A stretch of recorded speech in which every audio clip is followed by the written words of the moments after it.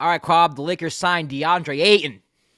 DeAndre Ayton catching the loves of Luca, running the break Um, with Braun, look, forgetting defensive assignments.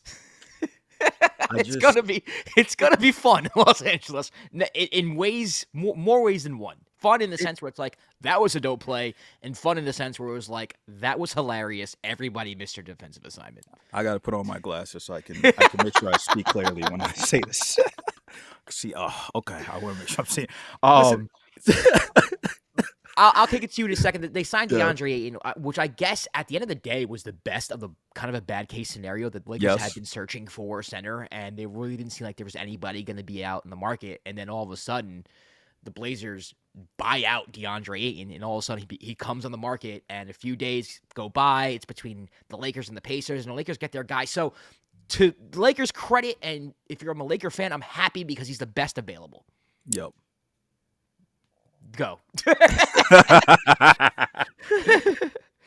Look, man, that the buyout happened, and then it was just everybody Everybody kind of knew. knew. Everybody Everybody knew knew. who was going to Lakers. Like Yeah. it was just like, yeah, he's ending up there. But also the jokes started flying, and I think that's the thing we're going to see with this. I'm gonna call it the experiment because Okay. because it's like the the DeAndre Ayton reputation he has now is the type of player that LeBron James and JJ Redick would probably choke out after the first quarter. Like, And Luca. Oh. and you know what I'm saying? Like the reputation he has now is just being like just kind of aloof and lazy and all this that he's something like he's garnered, which is kind of crazy to like have because he is very very talented. Yeah. Um, and you can see his numbers after the All Star break. Like he basically put up like all star numbers. Yeah. So, but there's like you said there's like highlight videos out there of him just kind of standing around and just watching as possessions are happening and just looking lost. And that player is the type of player that would drive the Laker stars and their coach mad. And Now, fans. and And fans. fans, and fans, and you know how Laker fans are. Like Oh. after every loss, you go in the Laker spaces. It's pure entertainment. It's great. It's a great show. But like I said, this was the best option out there. After there was no other center option out there. Like Brooke Lopez went to the Clippers. I don't know who else they would have actually been able to get, but if they get the good Aiden on this team, and look like we saw the stretch the Lakers were having when um, Jackson Hayes was like playing out of his mind because he simply just had to catch and finish Yeah. when he had so many Hall of Fame passers just setting him up basically. Like it's just a very simple game for him. So if it's a situation where Aiden is just able to be engaged throughout the course of games because he's gonna get the ball. Like Luca, we know Luca generational passer, LeBron generational passer.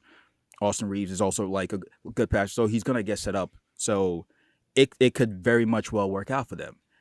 If it doesn't, though, it's going to be hilarious.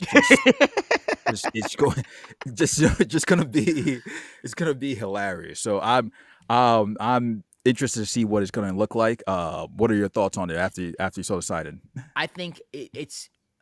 I think the Lakers are going to have really good moments and really bad moments. I Yeah. just, to me, I don't think they're going to suck. I don't think they're going to be great. I think there are going to be times during the year where people are going to be like, well, and this happens for the past like 6 years. Yeah. Oh, the Lakers, Oh, look it might out. be. Yeah. They could win the West. And I've been victim of that too. I'm not going to, like, Same. not all the time, but from time to time, I've been like, bro, the Lakers, man, they might do this. I think you're going to get a lot of that, but you're also going to get a lot of like, this is a disaster. Yeah. And I think the Lakers are in an interesting spot because Luka's not guaranteed to re-sign with them. LeBron's getting older. There's already rumors that he wants out. Yeah. You know, to me, if I'm Palenka, LeBron, you might be the best basketball player ever, but I'm trying to find a way to keep Luka happy and Luka here. Yeah. I don't know if a center who is known to kind of like be lazy on defense, not try all the time, think he's better than he really is. There's reports out in Portland that, the locker room, like, not that he was a locker room cancer, but that his behavior off the court and on the court, like within the locker room, got him in bad favor with Chauncey Billups and the coaching staff. So for me, that's not the guy I want to bring in. I understand he's the number one pick. He's talented. I think offensively, they're not going to ask him to do much, and everything they ask him to do, he's more than capable of doing, like rolling to the hoop and catching a lob. He has a little bit of a mid-range game where you can kind of just pick and pop at the foul line, or, you know what I mean, short roll situations. Yeah. I think he'll be fine, but I think the Lakers are going to be incredibly inconsistent. I think that's mostly going to come from the defensive end, though, from Luka and Ayton. Again, we were just talking about the Knicks. When you have two players who are liabilities on defense, and not that Ayton is a liability, and not that Luka is sometimes, because sometimes Luka can play D too, but when the effort's not always there, with their case, it's effort. Like with the Knicks case, it's like they just can't. With Lakers case, it's like, well, are you going to try every day and every possession? Yeah. I don't know. JJ is an interesting coach because I do think JJ had a really good first year. I think that he's the type of coach who can bring out that effort in his players. So I'm interested to see how Deandre responds to him. Chauncey was more aloof and laid back, not really fiery. So I'm kind of wondering what kind of player the Lakers are going to get. Because let's not, sell Deandre Ayton short too. Like, he was the starting center for a team that went to the NBA Finals and was 2 games away from winning the championship. Yep. With a point guard like Chris Paul, who's very similar in the pick and roll in some ways, not always, in some ways like Luka Doncic. So, listen, if there's anybody who can give Deandre Ayton a career year, it's Luka off the pick and roll, and LeBron James. And LeBron, yeah. I think we're gonna have moments where we're just like, wow, the Lakers are good, and then moments where it's like, that was funny. JJ's losing his mind, and LeBron's having an aneurysm. I don't think there's in between, but grand scheme of things, looking back, they're not better than the Thunder. They're not better than the Nuggets to me now. They're not better than the Rockets to me now. Yeah. I don't know if they're better than the T-Wolves still. I mean, the T-Wolves wiped the floor with them in the playoffs. I don't think adding Deandre Ayton all of a sudden changes that and flips that around. Yeah. So, to me, they're still not in the top half of the playoff teams. They're not contenders to me. So, and that's all. Honestly, that's all Laker fans care about. They want to win a championship, and right now, they're still not championship contenders to me. Yeah, I agree with that.